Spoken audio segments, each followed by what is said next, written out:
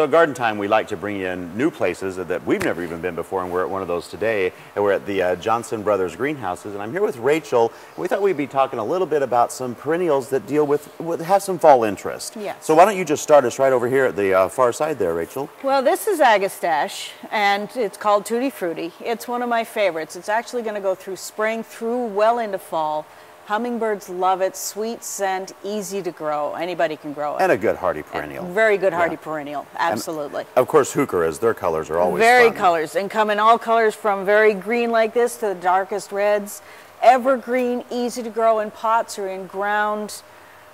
You never have to cut them back. Clean them up occasionally, but they'll give you joy year-round. They will, and you know, there's hardly any color they don't come in now. Oh, I mean, yeah. Just, except for like blue. And Yeah. I'm sure that will come soon enough. Give them time. And speaking of blue, it is one of my favorite blue flowers is on the plumbago. They're just beautiful, but you have a little twist coming up here for us too. Yeah, we have a brand new type. It's called Christoga My Love. It has the golden yellow foliage with a much lighter blue flower, which will be coming on later. It also will have a little bit more of color as it comes into fall, but not quite as much as the original. But even a light blue with that very lime color would just be stunning. Stands out in the shade or in the full sun. It just glows. I love it. And do you think, Rachel, that would be another good one for like containers? Containers, in the ground, anywhere you want it. These guys are so tough. You can put it in the ground for a large border and run over it with your lawnmower. Nice. And They're you know, great. I usually do. Yeah. Of course, the red grass, I do love this stuff, but let's talk about it a bit. This is Red Baron Japanese bloodgrass. It starts off a very soft green and again gets this beautiful red as it goes up through the fall. Comes up in about 2 feet tall. Spreads to about a foot in length. It does go a little bit beyond that. Easy to pull out and control.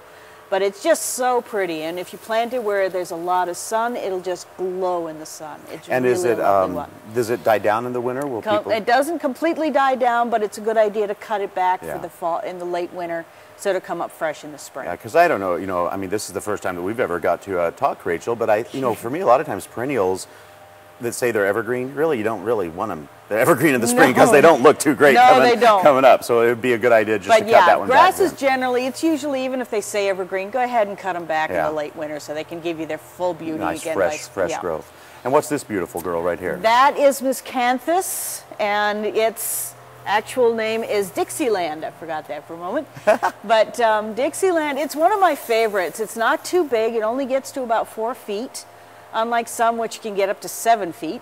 This one is a good border, a good backdrop. Again, I love the way the light and the wind plays with it.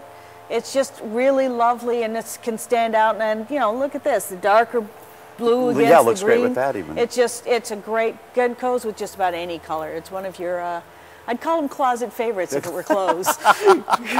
It's true. Well, you know, and not only do you have some great plant selection still, but you have a lot of fun stuff coming up in the fall. There's different functions happening all through the holiday season. It's really been a delight to come out and see Johnson Brothers greenhouses because I'd never been here before. Yeah. All kinds of fun stuff going on. Certainly come on out, talk to their staff, talk to Rachel about plants. I hear she's a wealth of knowledge, and from what I've seen so far, she is.